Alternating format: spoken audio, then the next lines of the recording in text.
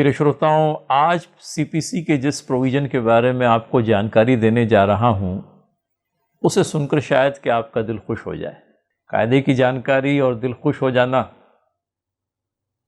लेकिन है वाकई ऐसा। और मैं बात करने जा रहा हूं समरी प्रोसीजर की।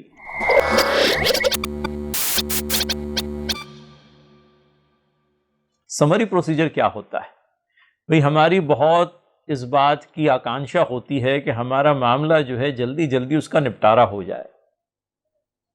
अभी सभी दीवानी मामलों का निपटारा तो हम सुनते आए हैं कि बरसों गिनती नहीं होता, लेकिन समरी प्रोसीजर अपने आप में एक बड़ा ही यूजफुल प्रोविजन है जो सीपीसी में पाया जाता है। अब ये क्या है, आप इसका ऑलम कब कर सकते हैं, इसको उपयोग में कब ला सकते हैं? Of course in not all the matters which happen to be civil in nature, लेकिन कुछ पर्टिकुलर मैटर्स इस प्रकार के जिसमें आप एक पर्टिकुलर सम ऑफ मनी अपने प्रतिस्पर्धी से वसूलना चाहते हैं। आप एक व्यापारी हैं और आपने अपने ग्राहक को कोई माल सप्लाई कर दिया, बाकायदा इनवाइस है, डॉक्यूमेंटेशन अप्रोप्रिएट है, आपके पास में सामने वाले की तरफ से जो ऑर्डर आई थी वो मौजूद है, वो ऑर्डर के चलते आपने जो इनवाइस रेज किया वो आपके पास में है, सामने वाले को आपने माल डिलीवर किया, उसका डिलीवरी चालान आपके पास में है, उससे माल मिला इस बात की आपके पास में एक्नॉलेजमेंट है। तो जहां जहां दावा इस प्रकार का है कि आप एक पर्टिकुलर सम ऑफ मनी अपने प्रतिस्पर्धी से वसूल करना चाहते हैं और आपका ये दावा किसी रिटन कॉन्ट्रैक्ट को बेस करके है, या आपका ये दावा बिल ऑफ एक्सचेंज, हुंडी या प्रॉमिसरी नोट को बेस करके है, या आपका ये दावा जो है किसी ऐसे इनैक्टमेंट या कॉन्ट्रैक्ट ऑफ गारंटी को बेस करके है जिसमें आप विशेष रूप से एक पर्टिकुलर सम ऑफ मनी अपने प्रतिस्पर्धी से क्लेम करना चाहते हैं, तो सिविल प्रोसीजर कोड आपको ऑर्डर 37 के तहत समरी सूट दाखिल करने की प्रोविजन देता है, सुविधा प्राप्त करता है। समरी सूट अपने आप में एक बहुत अच्छा प्रोविजन इसलिए भी है कि आपने समरी सूट दाखिल कर दिया जिसमें आप सिर्फ ध्यान कीजिए वो पैसा मांग सकते हैं जो आपके प्रतिस्पर्धी से आपने वसूलना है, उसके अलावा आप कॉस्ट ऑफ द सूट मांग लीजिए। सीपीसी में कहीं यह भी प्रोविजन मिलता है कि अमाउंट ड्यू हो जाने के बाद में अगर समय रहते पैसा अदा नहीं किया गया तो इंटरेस्ट की प्रोविजन भी की गई है। आप उसका ऑलम करना चाहें, बात अलग, नहीं करना चाहें, आपका उत्तरदायित्व। अब समझ लीजिए हमने इस प्रकार का दावा लगा दिया, तो ये दावा लगाने में एडवांटेजेस क्या हैं इनको समझते चलें। दावा लगाने के साथ में समन्स जारी हो जाएगा और समन्स मिलने के बाद में 10 दिनों के भीतर आपके प्रतिस्पर्धी ने कोर्ट में हाजिर हो जाना चाहिए। 10 दिनों के भीतर, 10 दिनों में अगर वो हाजिर नहीं होता है आपका मामला यकतरफा चलेगा और आपको कोर्ट से हुक्मनामा मिल जाएगा। ये तो एक बात हुई। लेकिन अगर समझ लीजिए 10 दिनों के भीतर आपका प्रतिस्पर्धी कोर्ट में हाजिर हो गया और हाजिर होने के बाद में फिर एक छोटा सा और प्रोसीजर है जिसको आपको फॉलो करना होता है, और वो ये होता है कि आपके प्रतिस्पर्धी के हाजिर हो जाने के बाद में एक नई एप्लीकेशन आपको उसी दावे में लगानी होती है जिसमें आप कोर्ट से कहते हैं कि समन्स फॉर जजमेंट जारी कर दिया जाए। तो पहले जो समन्स जारी किया गया था वो समन्स फॉर अपीयरेंस था, जिसके चलते प्रतिस्पर्धी कोर्ट में हाजिर हो गया, उसने अपना अपीयरेंस लगा दिया।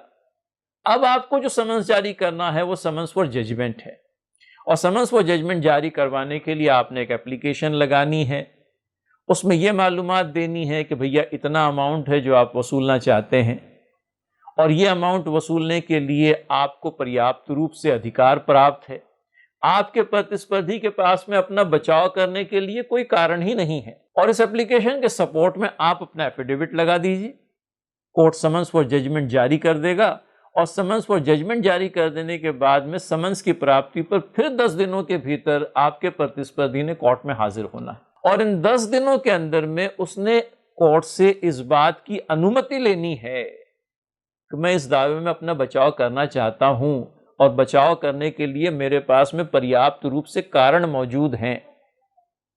हमारे यहां इसे कहते हैं application for leave to defence, application for leave to defend.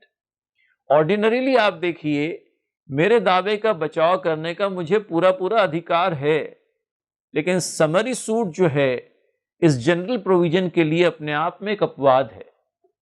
Summary suit में अगर प्रतिस्पर्धी को कोर्ट उसका बचाव करने की अनुमति देगा, तभी जाकर के उसे दावे का बचाव करना मुमकिन हो पाएगा। और अगर कोर्ट ने अनुमति नहीं दी, मामला वहीं खत्म हो जाएगा, प्लेंटिफ को अपने उपलक्ष्य में फौरन हुक्मनामा जारी कर दिया जाएगा। हम इस मुद्दे पर थे कि समन्स फॉर जजमेंट की प्राप्ति के बाद में डिफेंडेंट कोर्ट में हाजिर हो गया, उसने कोर्ट से बचाव करने की अनुमति मांगी है। अगर कोर्ट उसे बचाव करने की अनुमति दे देता है, तब तो फिर यह दावा रेगुलर सूट की तरह आगे को चलेगा। लेकिन अगर समझ लीजिए प्रतिवादी के पास में अपना बचाव करने के लिए कोई कारण ही नहीं है, कोई पर्याप्त कारण मौजूद नहीं है, डिलीवरी चालान है जो इस बात का एविडेंस है कि आपको माल मिल गया, इनवाइस रेस किया गया, आपका अपना जो दिया हुआ ऑर्डर था वो ऑर्डर मौजूद है जिसके चलते आपने कोई माल सप्लाई करने के लिए आपके यूं कह लीजिए कि मैन्युफैक्चरर को आपने कहा था। तो ये सारे डॉक्यूमेंट्स अपने आप में इतने परिपूर्ण है कि इनके चलते आपको बचाव करने की कोई संधि ही अवेलेबल नहीं। और जब कोर्ट इस नतीजे पर पहुंच जाता है कि बचाव करने के लिए आपके पास में कोई पर्याप्त कारण नहीं है, आपका वो एप्लीकेशन जिसके माध्यम से आपने बचाव करने की अनुमति मांगी थी, वो एप्लीकेशन सिरे से खारिज कर दिया जाता है। इट इज नॉट दैट कि defendant doesn't have any valid defence. If he has a valid defence, he may make out. दावे का बचाव करने के लिए अगर वाकई आपके पास में किसी प्रकार का कोई कारण है, कोर्ट को कन्विंस कर सकते हैं आप। लिमिटेशन का कारण हो सकता है, कहीं इस बात पर मुद्दा रेस किया जा सकता है कि मुझको जो गुड सप्लाई किए गए थे वो सब स्टैंडर्ड थे, क्वालिटी के एतबार से वो बिल्कुल ही घटिया किस्म के थे। इस प्रकार से अगर समझ लीजिए कोई पर्याप्त कारण आप ब्लैक एंड व्हाइट में कोर्ट के सामने लाते हैं, तो आपका बचाव की अनुमति मांगने वाला एप्लीकेशन कोर्ट कंसीडर करेगा। But if the defence is merely moonshine, हमारे यहां मूनशाइन डिफेंस कहते हैं, मतलब यह है कि डिफेंस नहीं होता, सिर्फ यह है कि कहीं कोर्ट को इस प्रकार से रिझाने की कोशिश होती है कि मेरे पास में बचाव करने के लिए कोई कारण है। If the defence is moonshine, illusory, unrealistic, court will not grant leave to defend the suit.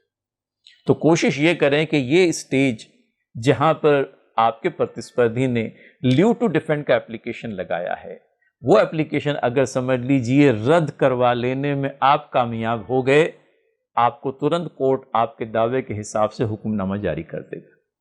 तो आपने देखा पहले 10 दिन, बाद के 10 दिन अगर समझ लीजिए दावे को ढंग से चलाया गया, प्रॉपरली फॉलो किया गया, तो उम्मीद करते हैं 3 से 6 महीनों के अंदर में आपके दावे का फैसला हो जाएगा। Summary suit, a very useful provision under CPC. As and when the occasion comes, you may take recourse to it. Thank you for joining tonight. See you next Sunday.